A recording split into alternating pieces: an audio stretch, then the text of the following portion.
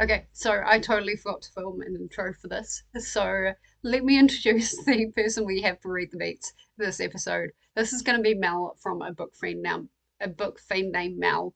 And Mel is a lovely person. Has some, I really love her TBR game, which is often used in a readathon, and that's really fun every year to play. So go and check out Mel. Mel's also got some cool collaborations that she's done and some cool vlogs.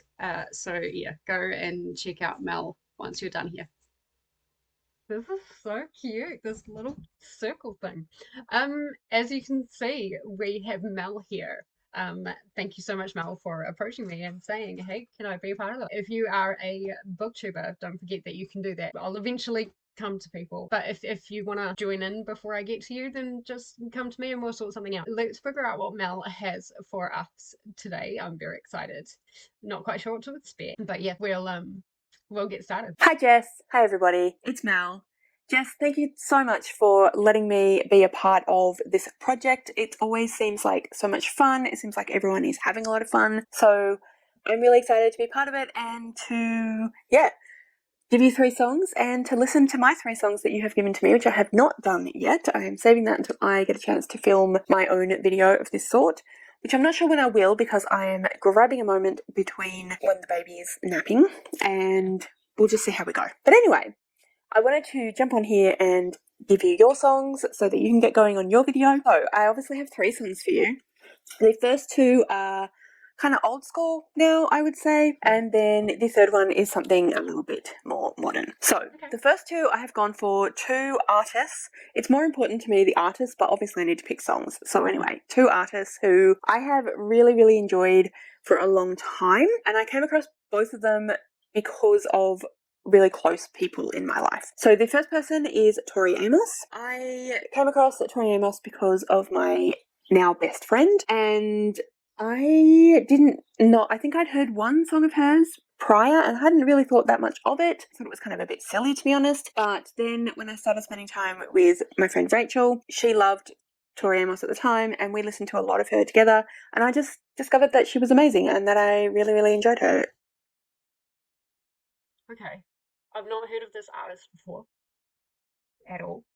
Um, or maybe I've heard some of the songs and I haven't, like, I just haven't known the artist. Um, but there's one thing that's coming to mind straight away, and that's choosing a book with a really good friendship dynamic. Because hearing that story about, like, her and her best friend listening to the artist, and that's what got Mel into Tony Amos.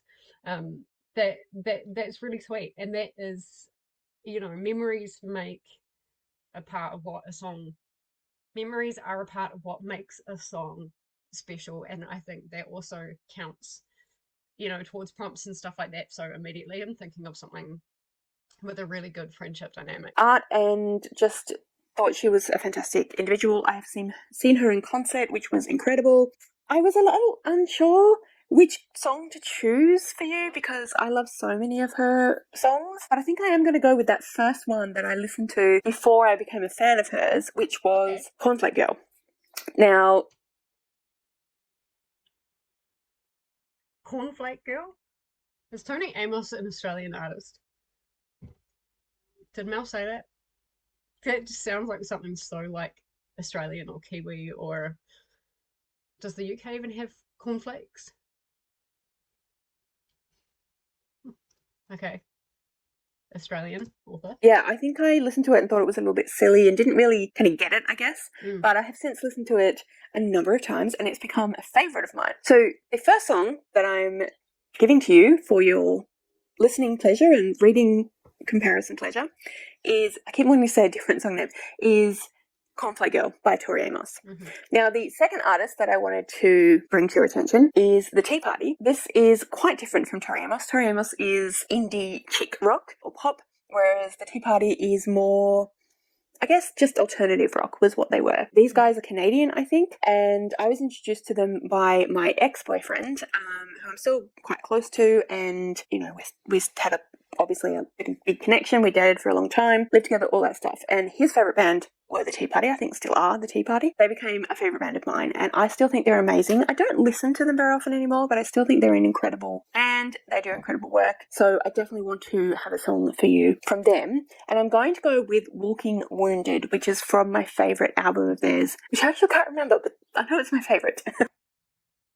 Okay, so again, I haven't heard Walking Wounded or of the Tea Party themselves. So that'll be really interesting. I love discovering new music, so I'm really excited. Tea Party immediately makes me think of Mad Hatter. But I've already read Alice in Wonderland. Walking Wounded. Maybe I could do like a dark Alice in Wonderland retelling. Maybe.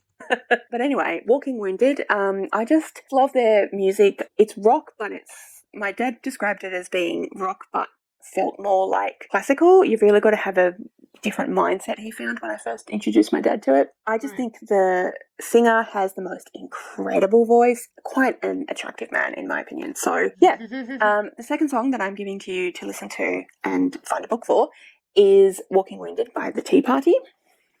And I actually don't remember the name of the next song, so let me look it up. There with. The third song that I'm choosing for you today is What's It Gonna Be by Shura. So this is the only song of theirs that I actually know. All completely new songs and new artists.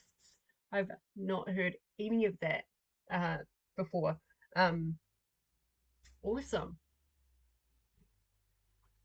That isn't bringing anything straight away. But that's okay. I heard it on the Heartstopper, the first season of Heartstopper's sound. Never mind. Don't ask me where anything is at the moment, but I do have Heartstopper. I think I'm up to volume 3 or 4. I don't know. I'm up to one of them. So that would be a really, really easy one, but let's hear the music, hear the song, and see if something else comes up. Soundtrack. And as you probably know, I was obsessed with that TV show for a little while and really, really enjoy the album. I still really enjoy the album. I haven't watched the show again for a while, but I did kind of burn myself out a little bit there, but I'll definitely come back to it. It's still a favourite. But I really enjoyed the soundtrack, and this one in particular, I've enjoyed a lot of the songs, but this one in particular I find gets stuck in my head a lot, and I just really enjoyed it. It's quite poppy and yeah, a lot of fun. So that song is What's It Gonna Be by Shura. This is the most modern of the 3 songs that I've given you. It's still probably a few years old now because it was in that first season of Heartstopper. But yeah, it's just a lot of fun. I enjoy it. It's an earworm, but in a fun way. And yeah, I'm hoping that you find some books that sort of fit the vibe or whatever it is that you think will fit for these songs. That's the way I'm trying to say it. Yeah. And I'm really excited to see what you end up picking and what you think of them. Also excited to see what you think of these songs. And I'm excited to listen to mine and see what I end up picking for mine. So yeah, like I said, thank you so much for letting me be part of this project. And I look forward to both of us having fun with it. So anyway, once again, thank you so much, Jess. Thanks, everybody. And yeah, I'll talk to you later. Bye. Okay, so it took me a few minutes. Let's have a talk about the Tori Amos song, because I think this is going to be probably one of the most impactful books that I've chosen for it. It took me a while.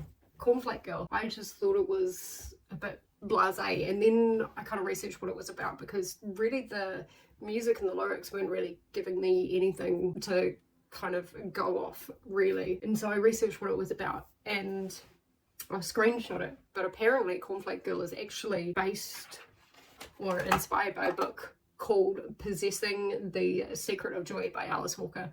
And it's essentially about female mutilation and circumcision in Africa. Because there was a direct mention of the book, I've decided to go with that. But man, is that going to be a I think that's going to be quite a hard book to read, and quite an interesting and important book to read. I didn't realise The Colour Purple was a series, but it is part of the Colour Purple series, and while it's not apparently a direct sequel, it deals with a character that was briefly mentioned in The Colour Purple. So we will figure that out as we go along. Now, for Walking Wounded, I listened to the song straight away and knew exactly what I was going to pick. And I'm very, very, very excited to read this, and also very intimidated as well. And the book that I've chosen for that is Dante's Inferno.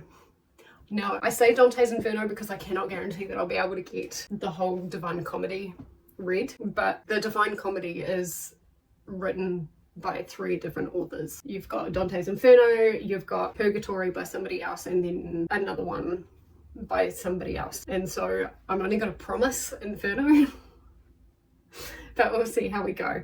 Now for the third song, what is it going to be by Shura from the Heartstopper soundtrack? I figured I would go easy on myself, and I'm just going to read volume 3 and 4 of Heartstopper because they're going to be really quick and easy for me to read. I will probably read them as a palate cleanser between the other 2 books. So yeah, I'm very excited for my TBR for this one. So thank you, Mel, for the awesome songs and pushing me to read some very interesting topics.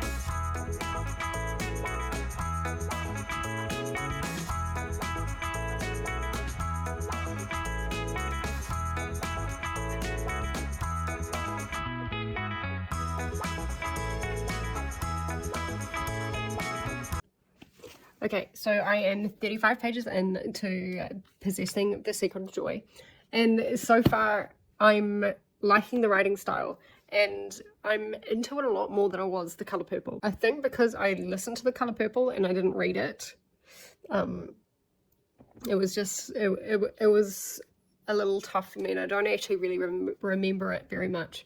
But this one here follows, so far, 3 different perspectives. You've got Tashi, who essentially we start off getting to know her when she's in America and things like that, and she's kind of looking back on her childhood, and she kind of says how she met with her husband and also with her husband's sister, which was one of her best friends. And these are the 3 perspectives. You've got Tashi, you've got Olivia, who is the friend and also the sister of Adam. And Adam is the husband. There hasn't been any direct mention of, you know, what happened to Tashi, and it's really centered around Tashi's story. There's been nothing too centered around what happened to her, but the first line kind of gave a bit of a spoiler into what was going to happen. Or maybe it's not a spoiler, I don't know, maybe it's a metaphor. I'm not going to tell you what the line is, but yeah, maybe it's a spoiler, maybe it's a metaphor, I don't know. We'll see. But there's some really interesting stories, and there's some kind of,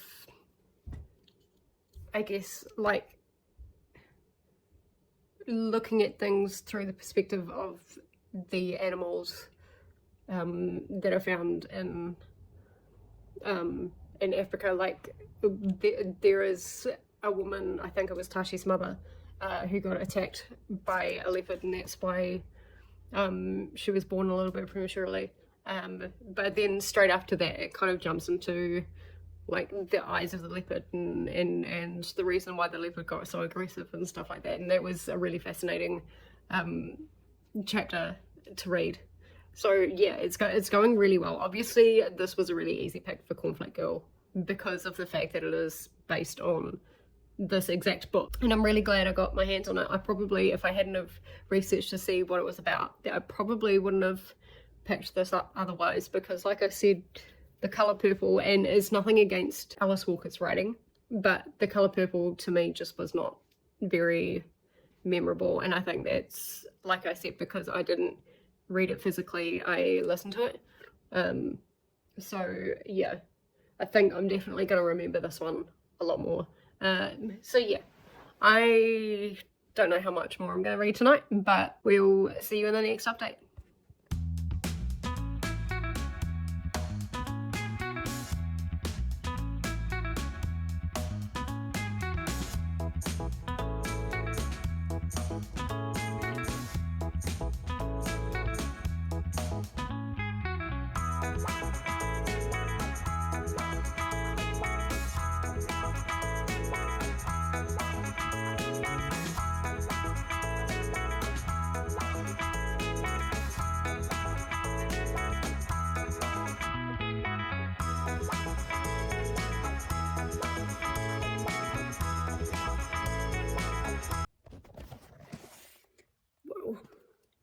that just happened. I am 192 pages into, I wanted to say The Colour Purple, it's not, it's Possessing the Secret of Joy.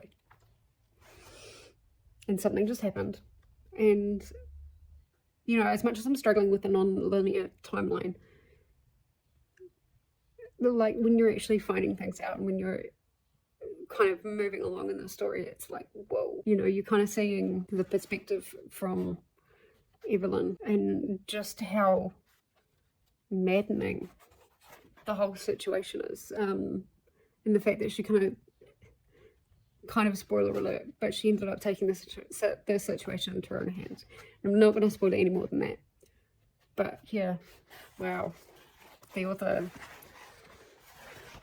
went there, and it does have something to do with the court case. I'm going to finish this today. I have to finish this today because it's due at the library. Enjoying it. Probably going to be a 4-star, even with the non-linear timeline and the stylistic choices when it comes to formatting is definitely not my favorite, but the story itself is really good.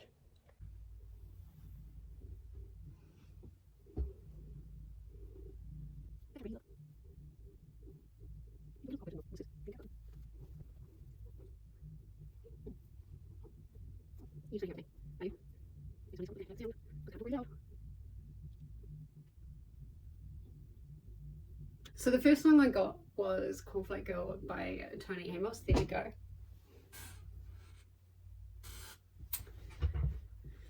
So the first song we got was Cornflake Girls by Tony Amos. While this was a good song and I want to listen to more of Tony Amos, I think the lyrics and the vibe of the song didn't match up with the seriousness and the tone of the book Possessing the Secrets of Joy. It didn't immediately scream anything to me except bowl of cereal. And we do have cornflakes over here in New Zealand, and currently right now talking about this I want bowl.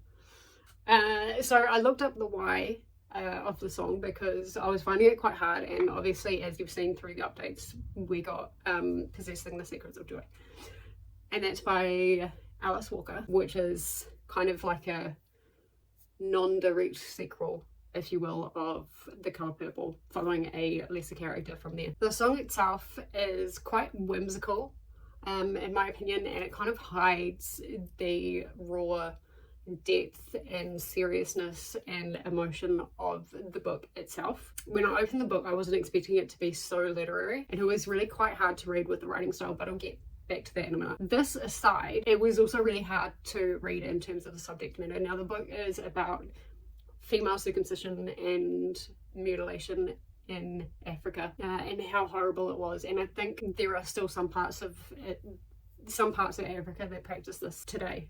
I'll confirm that somewhere. And also the huge rift and mistrust that it causes. You know, these girls are looking up to these people, and all of a sudden they're kind of mutilating them. Not kind of, they are. And so there's this mistrust that develops with all of these young people and, you know, the older people that they are supposed to trust the most. And so this is explored thoroughly throughout the book with Tashi, who struggles with cultural identity. She wasn't circumcised at the usual age. She got circumcised a little bit later. And it was actually her choice to go through this procedure. Her complicated healing, plus the physical, the mental trauma, and also the memories of her sister and how the procedure went for her sister. I think all of that kind of was just the tip of the iceberg of the mental breakdown and psychosis that Tashi went through, and you can see that decline like go. So this leads to psychiatric treatment, but it doesn't really work that much. She kind of becomes more and more distant with her family and her friends and people that she's met in her new life in America. So she's called Evelyn in America. We see quite a few characters. There are quite a few perspectives in the book, and each character is a main character in their own right. None of the characters feel like they've been left out, and they all interact with Tashi in their own way. It is interesting to see the contrast of Tashi and her dive, and also her kind of recovery, and seeing those other characters and how they live their life relatively normally. I want to talk a bit about how visceral the book was. Walker did not shy away from like the descriptions of the procedure and also the healing and the complications that went along with it. And I was going to say surgery here, but like it's not even surgery. These poor kids know exactly what is happening to them, and the knowledge of that and knowing that they are awake and they're scared is horrible. It's terrifying. I don't want to spoil the book because there's a huge plot point in the book that is introduced, and it's got something to do with like the court case that ends up happening that you heard me talk about. That is like massive. That turns out to be much more massive than I anticipated. But I will say that this book is complicated with a capital C. It grapples with cultural identity and really tough decisions that are weighted in the past and the consequences of those decisions and those actions in the future. Me talking about this book spoiler free really only just scratches the surface. It doesn't do it justice. It's a fantastic book that everybody should read, but I think you really need to go into it blind. Yes, you know that it's about female circumcision, but like there's more to it. Like I said, it's complicated. So for star rating, I am giving this a 4. For me, because I really loved the complexity of the book and the characters, and the moral dilemmas that are kind of placed throughout the book. However, I did find the writing style quite hard to read. I hated that it didn't use quotation marks, and I'm also not a fan of a non-linear story, especially when I don't expect it. And this was very non-linear. You had timelines jumping everywhere, and it didn't necessarily tell you what timeline you were in. You just kind of had to figure it out on your own. And so that kind of writing style just doesn't gel with me. But it was the story behind it was a very, very, very good story. And so while the writing style choices may not be for me, it was still an incredible read about a very important topic that I think really needs discussion and really needs to be highlighted. And so that was our first song for Read the Beats. It was a great song. It took longer to read than I expected, but that is fine. I think it needs to be a slow read. Let me know what you guys think and if you've read this, and I will see you in the next update.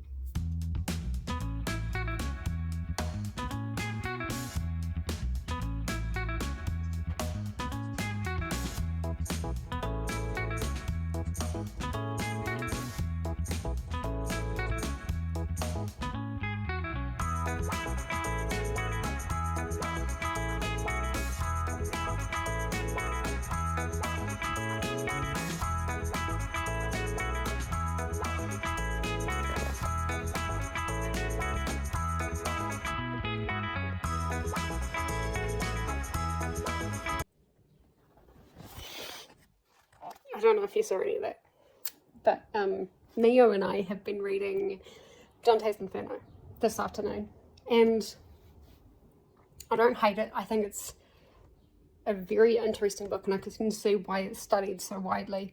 The language is just quite hard for me to get my head around.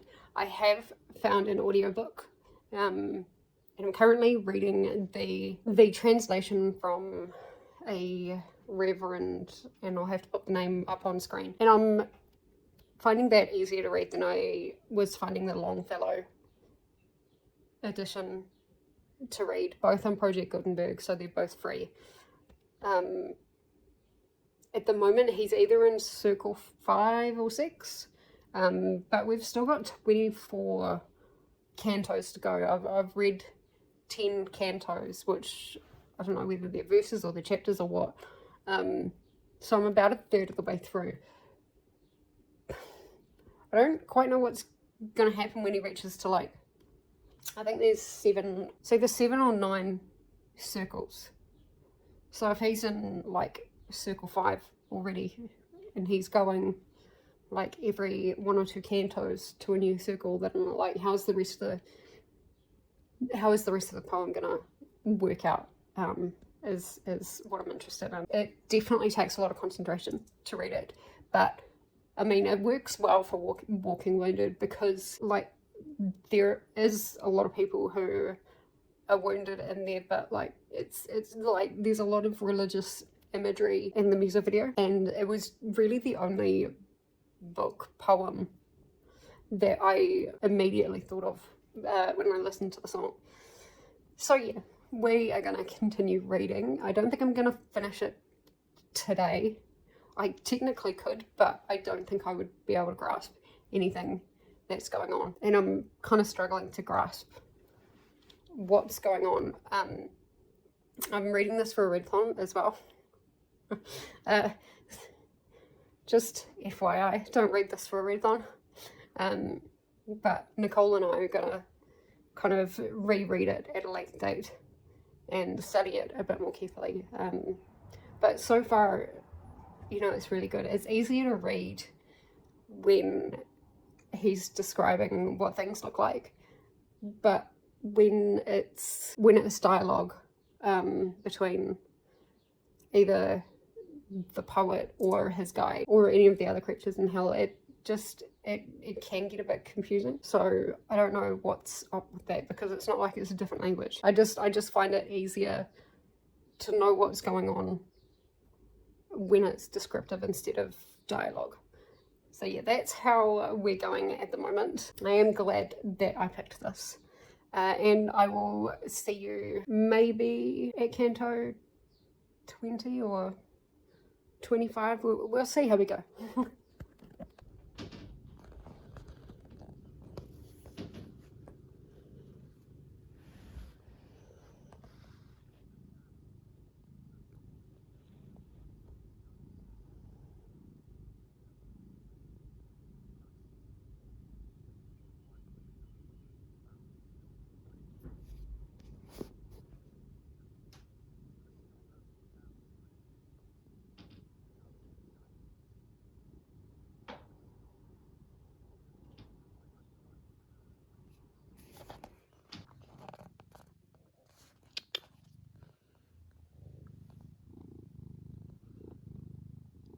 This river.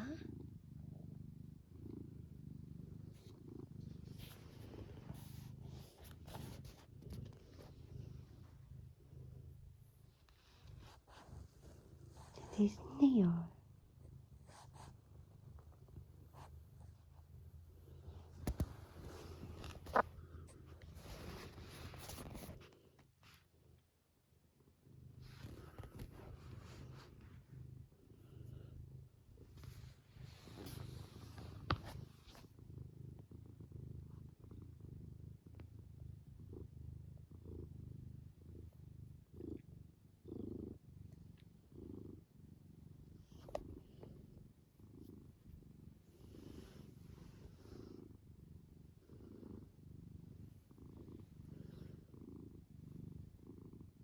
So our second song was Walking Wounded by the Tea Party. Now for this I chose Dante's Inferno because I thought the music video was very heavy on religious themes. There's churches, the some of the lyrics as well. I don't know why. I just got like a religious feel from it, not like religious as in a hymn, but religious as in like that melancholic type of feel. I don't quite know how to explain it, but this worked very well. There is a lot in the song, and I've been rewatching the video, that is kind of like, there's a lot in this song that suggests that it's about a relationship that's breaking up. But for me, I can almost look at the song as in someone who is like actually walking wounded all alone. Now Dante isn't alone, he has Virgil who is guiding him through hell, I guess, on this tour. But like, you know, even with Virgil, like it's got to be quite a lonely journey. In saying that, in saying how I feel like this kind of loosely fits with the song, I felt like I understood about 10% of the book and kind of weirdly thought and hallucinated some of the rest. The writing style, obviously this was written in the 1300s, I believe. So yeah, I've got to kind of tell myself now, if I'm ever thinking about reading a classic that old again, maybe not such a good thing for Read the Beats. The audio was really good. I really enjoyed that, because the narrator summarized a little bit about what was happening in the cantos, and I still can't really explain what was happening, to be completely honest. I know Dante finds himself in these woods and he has a girlfriend or a muse or like some dead woman who is like a little bit worried about Dante's kind of spiritual, where he's going, and so she sends Virgil to kind of take him down and through the tour and up into purgatory and up into heaven. And so yeah, Dante's Inferno is going through hell, and the punishments were really interesting because it's like the punishments fit the crime, but one of the weirdest ones for me was I've often been told that like hell is fire and brimstone and stuff like that, but in the depiction of this, it absolutely was not. There was maybe one or two sections that looked like what we normally associate that to be, but it's set into different sections depending on like lust, greed, the 7 deadly sins, and then you've got kind of other sins as well. I think there were 9 or 10 levels, and so yeah, you had people that I can't remember what sin it was, but there was like people with essentially their heads in the sand, where like they were kind of buried except their feet or part of their legs. I'm pretty sure. Maybe that was not quite it. I don't know. I'm just reading some of these punishments. So you've got like the violent that boil in rivers and blood. That they deserve that. And then you've got the fraudulent who are twisted into grotesque forms. And what was really weird is we quite often associate the devil with like fire, but in this text he's frozen in ice and chewing on traitors. But yeah, the frozen in ice thing was really interesting. But the whole book itself was like philosophical and spiritual and things like that, and I think that worked with the Walking Wounded. I got that kind of spiritual feel from it, not necessarily philosophical, but like I think that the religious imagery plus the melancholy just kind of gave me that kind of dark spiritual like read vibes, so it did work for that. It was very hard to read though. Very, very, very hard. So as far as the rating is concerned, it's really hard for me to rate because, like I said, I didn't really understand the book, and I can see why it's studied so widely. But it is philosophy, it is very early literature, and very, very early literature. The symbolism in the book is incredibly rich. The historical digs with, pretty sure, like, a lot of the Greek heroes were in hell in this retelling. And with one of the recaps that I watched, because I had to watch quite a few, one of them said that Dante, as a Roman, like, absolutely did not like the Greeks for some reason. I don't know whether that was a religious thing or what that was. And so, yeah, a rating is really hard for me. I did appreciate the text, I think, more than I enjoyed it. So I'd have to give it a 3.5, but I would absolutely read it again, and I would absolutely take some deep dives into it, and I would love to actually sit down with the text and rewrite it in my own words so that I can actually understand it and appreciate it more and enjoy it more. And so yeah, if I had to give it a rating, I would give it a 3.5, but like, it's not in a bad way. Okay, I'll see you for the next update.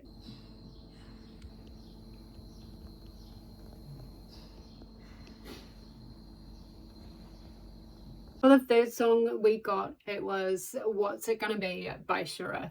Now this was a song off the Heartstopper soundtrack, and you would have seen me with both volume 3 and volume 4. When I took that video, I didn't realize that I had already read volume 3. I'd obviously forgotten part of volume 3, and then as soon as I opened it, I remembered.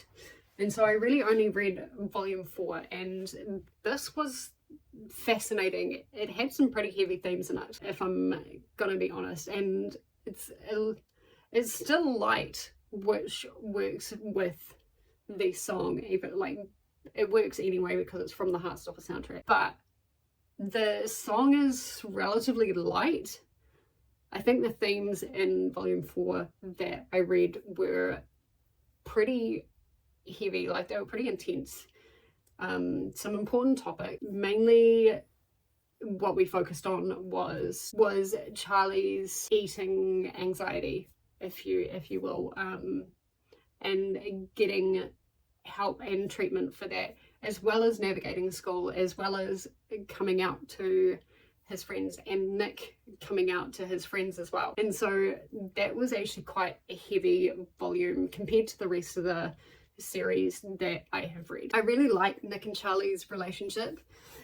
There's just something about I don't know whether it's the writing or the art style or maybe a combination of the both, but it really feels real, and you're constantly voting for them the whole time, and you want everything just to like turn out to be happily ever after. And then when the shit hits the fan in various situations, it actually is kind of heart-wrenching, and I don't know how Alice Oseman does it, but they managed to do it. And so this, rating wise, I am gonna give a 4-star. There's not really that much I can say other than the eating disorders that is being mentioned, which was very hard for Nick to go through and to open up to Charlie about. But I felt overall this was a really good story. I enjoyed this more than I enjoyed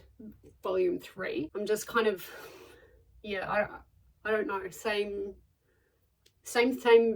but different, if you know what I mean.